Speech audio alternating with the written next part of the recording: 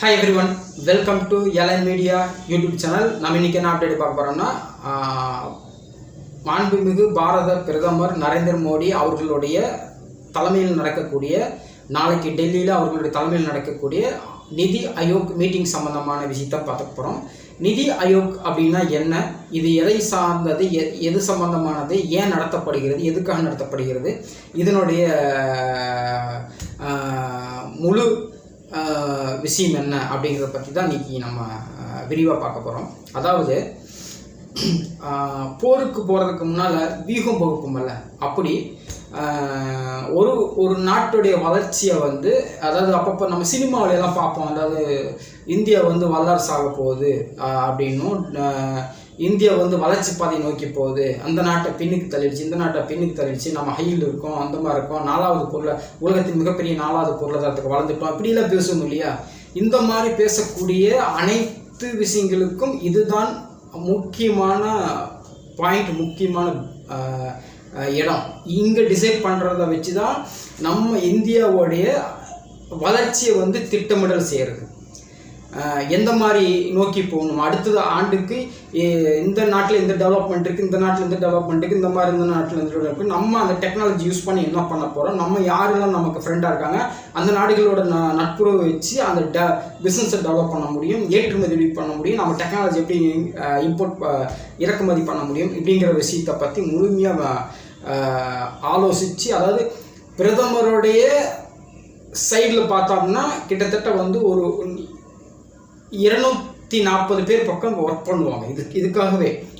இது அவர் பிரதமர் சாருடைய தலைமையில் தான் இது இயங்கிக்கிட்டு இருக்குது. கடந்த 2015 இயங்கிக்கிட்டு இருக்கு. அதுக்கு முன்னால் இருந்துச்சு, அதாவது ரீபிளானிங் ஆஃப் த கண்ட்ரி டெவலப்மெண்ட் அப்படிங்கிற பேரில் இருந்துச்சு. இதை பிரதமர் நரேந்திர மோடி அவர்கள் மாற்றிருக்காங்க. அதாவது நிதி ஆயோக் அப்படின்னு சொல்லிட்டு ஒவ்வொரு வருடமும் நடக்கும். அதாவது இது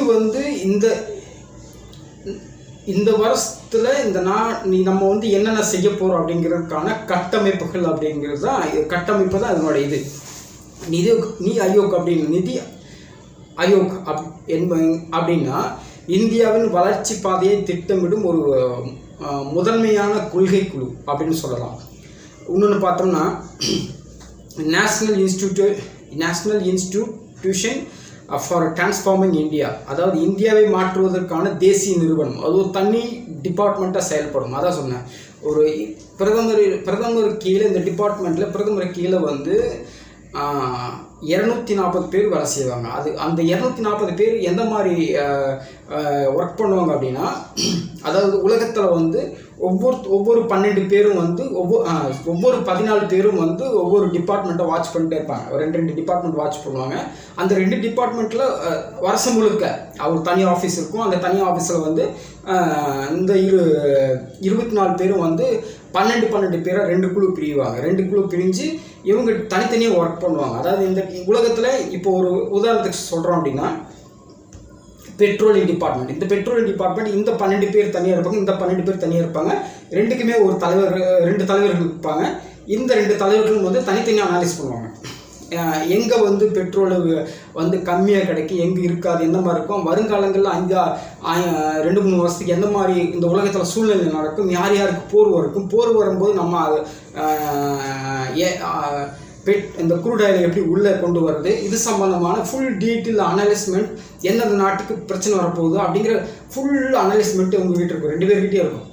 இப்போது பிரதமர் உட்காந்து பேசுகிறார் அப்படின்னா, இந்த 2 தலைவர்களும் தனித்தனியாக பேசுவாங்க. சார் இந்த மாதிரி அனலைஸ், இந்த மாதிரி இந்த மாதிரி இந்த கண்டென்ட் இருக்குது, நம்ம இந்த இதில் இவ்வளோ கொஞ்சம் ரேட்டு கம்மியாக பர்ச்சேஸ் பண்ணிக்கலாம், அந்த மாதிரி இருக்குது, இந்த நாட்டுக்கு 2 பேர்த்துக்கு சண்டை வரப்போகுது, இங்கேருந்து வரது பெட்ரோல் க்ரூட் ஆயில் வரது கஷ்டமாக இருக்கும், நம்ம இங்கேருந்து நம்ம அக்ரிமெண்ட் போட்டால் சரியாக இருக்கும் அப்படிங்கிற திட்டங்கள் வகுத்து கொடுக்குற ஆஃபீஸர்ஸ். இப்படி ஒவ்வொரு டிபார்ட்மெண்ட்டுக்கும் 24 பேர் கொண்ட ஒரு டீமுக்கு செயல்படும் 10 டிபார்ட்மெண்ட்டில். இந்தியா முழுக்க நமக்கு இருக்கிற தொழில் வளம், அந்த தொழிலுக்கு இருக்கிற ஒவ்வொரு டிபார்ட்மெண்ட்லேயும் அந்த 24 பேர் கொண்ட அந்த குழு செப்பரேட்டாக தனி, அவங்களுக்கு இது மட்டும்தான் ஒர்க். டெய்லி ஆஃபீஸில் உட்காருவாங்க, ஃபுல்லாக ரிசர்ச் பண்ணுவாங்க, ஃபைனலாக ரிப்போர்ட் ஃபைல் பண்ணிட்டு போயிடுவாங்க. அந்த ஒவ்வொரு எவ்ரி 15 days வந்து பிரதமரை சந்தித்து ஃபுல் டீட்டெயில் கொடுப்பாங்க. இந்த மாதிரி ஒரு ரெவல்யூஷன் நடக்க போகுது, இந்த மாதிரி ஒரு பிரச்சனை நடக்க போகுது, இந்த மாதிரி விஷயம் நடக்க போகுது, இந்த மாதிரி ஒரு லாபகரமான விஷயம் நடக்குது, இதை நம்ம அக்ரிமெண்ட் போட்டுக்கலாம் அப்படின்னு ஒரு டீட்டெயில் கலெக்ட் பண்ணிவிட்டு இந்த மீட்டிங் நடக்கும் போது முடிஞ்ச வரைக்கும் வெளியுறவுத்துறை அமைச்சர் ஜெய்சங்கர் சார் இருப்பார், தொழில்துறை அமைச்சர் இருப்பாங்க. இவங்கெல்லாம் சேர்ந்து அந்த விஷயத்தை டிஸ்கஸ் பண்ணி நம்ம என்ன செய்யணும் அப்படிங்கிறத அடுத்தடுத்துக்கு யோசிப்பாங்க. இப்படியான ஒரு டிபார்ட்மெண்ட் தான் நிதி ஆயோக்குங்கிற அந்த டிபார்ட்மெண்ட். எல்லா துறையிலையும் டெக்னாலஜியில் ஆகட்டும், மனித மேம்பாட்டு வளத்தில் ஆகட்டும், அதாவது இதை இப்போ எப்படி பார்த்தோம்னா இதில் முக்கியமான ஒரு 4 கோர் பாயிண்ட் இருக்குது. இந்த 4 கோர் பாயிண்ட் எப்படின்னு பார்த்தோம்னா, அதாவது மத்திய அரசும் மாநில அரசுகளும் இணைந்து செயல்பாடும் கூட்டுறவு கூட்டாட்சி, அதாவது கோஆபரேட்டிவ் ஃபெடரலிசம்.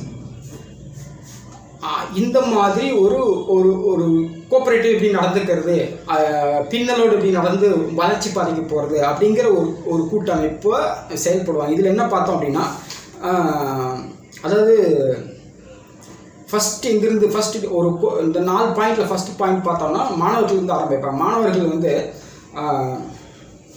அதாவது மாணவர்களுக்கு எந்த மாதிரி ஒரு கல்வி அறிவை வந்து உள்ளே கொண்டு வரலாம் டெக்னாலஜி வைஸாக, அதாவது தொழில்நுட்ப சாஃப்ட்வேர்லேருந்து மற்ற வேறு மெக்கானிசம் டெக்னாலஜிலேருந்து, சாஃப்ட்வேர் டெக்னாலஜிலேருந்து, வேறு டெக்னாலஜி வந்து கப்பல் கட்டும் டெக்னாலஜிலேருந்து, அதாவது தொழில் ரீதியாக உலகத்தில் என்னென்ன இதெல்லாம் பூம் ஆகிட்டு இருக்கு, எந்த மாதிரி தொழில் அடுத்து டெவலப் ஆகும், யாருக்கு தேவை, எந்த மாதிரி தொழில் டெவலப் ஆகும், எந்த மாதிரி மாணவர்களுக்கு கல்வி கொடுக்கணும், அந்த கல்வி கொடுப்பதன் வழியாக அடுத்த ஒரு 6-7 வருஷத்துக்கு எந்த மாதிரி ரெவல்யூஷன் வரும், இந்த படித்து முடித்தான்னா அடுத்து வரப்போகிற விஷயங்கள் என்ன, இப்படியான ஒரு பெரிய அனலைஸ்மெண்ட் இருக்காது.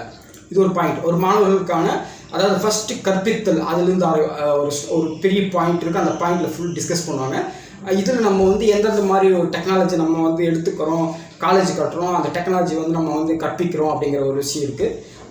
2வது பாயிண்ட் என்னென்னு பார்த்தோம்னா, வேலைகளை உருவாக்குவது, சுயதொழில் வேலை வாய்ப்புகளை உருவாக்குவது. அதாவது இருக்கிற உலகத்தில் என்னென்ன டெக்னாலஜிக்கு எந்த மாதிரி இருக்கோ அதை வந்து இந்த உள்ளுக்குள்ளே கொண்டு வந்து நம்ம வேலை வாய்ப்புகளை எப்படி உருவாக்கி எப்படி பண்ணுறது. உதாரணம் பார்த்தோம்னா ஹுண்டாய் கம்பெனி நம்ம கலைஞர்பேட்டில் கொண்டு வந்தாங்க. இந்த மாதிரி நிறைய வெளிநாட்டு கம்பெனிகள், இந்த ஆப்பிள் கம்பெனி நம்ம இப்போ அங்கே சைனாவிலேருந்து பேன் பண்ணாங்க, சைனாவுக்கு பிரச்சனை வந்தோடனே ஆப்பிள் கம்பெனி நேரம் இங்கே வந்து நம்ம இந்தியாவுக்கு வந்துட்டாங்க, அதுவும் சென்னையில் இருக்குது. இந்த மாதிரி தொழில் நுட்பமான விஷயங்கள் அனலைஸ் பண்ணி உள்ளே கொண்டு வந்து மாணவர்களுக்கு, அதாவது வேலைவாய்ப்புகள் எப்படி உருவாக்குறது, இது சம்மந்தமான இந்தியா முழுக்க எந்த மாதிரியான வேலைவாய்ப்புகள் கொடுக்கலாம், எந்த மாதிரி கொடுக்கலாம் அப்படிங்கிற ஒரு டீட்டெயிலான அனலைஸ்மெண்ட் இருக்கும். அதில் வந்து எந்தெந்த மாநிலம் வந்து எனக்கு இந்த மாதிரி ஒரு வாய்ப்பு இருக்குது, எனக்கு நான் அந்த டெவலப் பண்ணுறேன் அப்படின்னு சொல்லி ஒரு டீட்டெயில் இது கொடுத்தோம்னா அது கவர்மெண்ட் வந்து எந்தெந்த இதுக்கு அக்சஸ்பிள் இருக்கோ அதை வந்து அவங்க இது பண்ணிடுவாங்க. அது மாதிரி 3வது பாயிண்ட் என்னென்னு பார்த்தோம்னா, மனித ஆரோக்கிய ஊட்டச்சத்து மற்றும் சுகாதார கட்டமைப்பு வலுப்பெறுதல். அதாவது இந்தியாவில் இருக்கிற ஒவ்வொரு குடிமகனுக்கும் சத்து அதாவது ஆரோக்கியமான வாழ்வியல், அதாவது ஆரோக்கியமான உடல் ஆரோக்கியம், ஊட்டச்சத்து ஆரோக்கியம், உடம்புக்குள்ள விட்டமின்ஸ், எல்லா விட்டமின்ஸ் இருக்குதா, எல்லா ஹெல்த்துக்கு தேவையான எல்லாமே அந்த இந்தியாவில் இருக்கிற எல்லாருக்குமே இருக்குதா, அது அதாவது ஹெல்த் வைஸாக பிரச்சனை வராத, சத்து குறைபாடுகள் இல்லாத ஒரு முழுமையான ஆரோக்கியமான வாழ்வியலுக்கும் மேற்கொண்டு இந்த மனிதனுக்கு தேவையான ஆரோக்கியமான வாழ்வியலுக்கு தேவையான புது கண்டுபிடிப்புகள் என்னென்ன இருக்குது உலகத்தில், அதை கொண்டு வர்றது எப்படி, அதாவது மேற்கொண்டு டெக்னாலஜி, அதாவது மனித உடல் ரீதியான விஷயங்களில் மேற்கொண்டு டெக்னாலஜி என்ன இருக்குது அதை உள்ளே கொண்டு வருது. இந்த மாதிரி எம்ஆர்ஐ ஸ்கேன் மாதிரி இந்த மாதிரி புதுசாக என்ன வந்திருக்கு அதை உள்ளே கொண்டு வர்றது எப்படி, மனிதனை வந்து ஆரோக்கியமாக வச்சுக்கிறது எப்படி, அது சம்மந்தமான ஃபுல் டீட்டெயிலான ஒரு இது போகும்.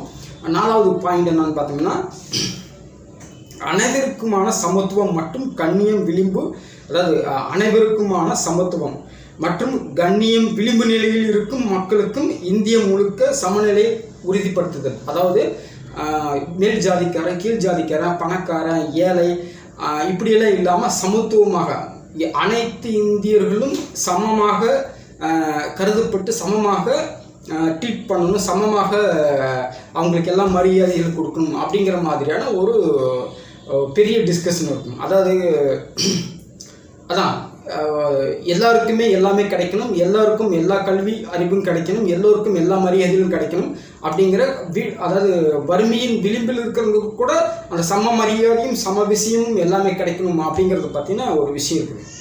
இதில் நம்ம ஒரு முதலமைச்சராக போய் உட்காடுறோம் அப்படின்னா ஸ்டேட்டை வந்து டெவலப் பண்ணணும். ஆல்ரெடி நம்ம வந்து லீடிங்கில் தான் இருக்கோம்.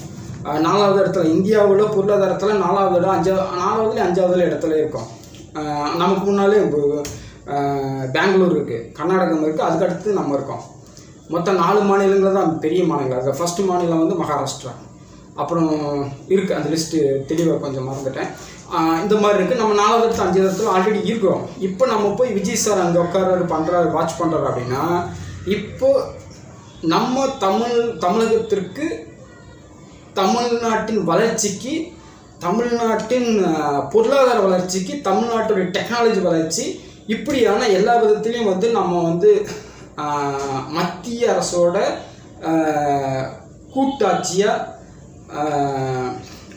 மத்திய அரசு கூட்டாட்சியாக சேர்ந்து அவங்களோட கோஆபரேட்டிவாக இருந்து ஃபெடரலிசமாக இருந்து நம்ம எப்படி வந்து அவங்க கூட பலன்களை பெறுவது அப்படிங்கிற ஒரு ஐடியாவோடு எல்லா அமைச்சர்களும் இருப்பாங்க. இதில் முக்கியமாக எந்த மாநிலத்தோட அமைச்சர் வந்து தன் மாநிலத்தை வந்து பெருசாக்கணும், நல்ல வளர்ச்சி பாதைக்கு கொண்டு போகணுமோ அது அந்த முதலமைச்சர் நேரடியாக அதில் பங்கேற்பாங்க, ரொம்ப ஆர்வமாக கலந்துக்குவாங்க. தொழில் ரீதியான ஃபண்டையும் நம்ம வாங்கிக்கிறது மற்றும் இந்த மாதிரி தொழில், இந்த மாதிரி விஷயம் எங்களுக்கு இருக்குது, மேற்கொண்டு இன்னும் டெவலப்மெண்ட்டு வேணும் அப்படின்னு கேட்குறதாகட்டும், புதுசாக ஒரு தொழில் இந்த மாதிரி ஒரு நாட்டில் இந்த மாதிரி தொழில் இருக்குது, நம்ம இந்த மாதிரி இருக்குது, இந்த மாதிரி நமக்கு செட்டப் இருக்குன்னு அதை கொண்டு வரதை பற்றி டிஸ்கஸ் பண்ணுறதாகட்டும், இந்த மாதிரியே வந்து ஒரு பெரிய அளவில் டிஸ்கஸ் பண்ணுவாங்க. முடிஞ்ச வரைக்கும் எதிர்கட்சி மாநிலம் ஆட்சி ஆளுகிறவங்க வந்து மேக்ஸிமம் முதலமைச்சரே வந்து அட்டன் பண்ண மாட்டாங்க.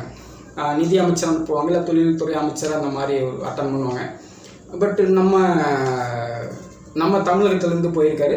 ஸோ கண்டிப்பாக வந்து தமிழகத்துக்கு தேவையான வளர்ச்சிக்கு தேவையான ரொம்ப முக்கியமான என்னென்ன தேவையோ எல்லாத்தையும் வந்து கேட்டு பெறுவார், கொண்டு வருவார் அப்படிங்கிற நம்பிக்கை இருக்குது.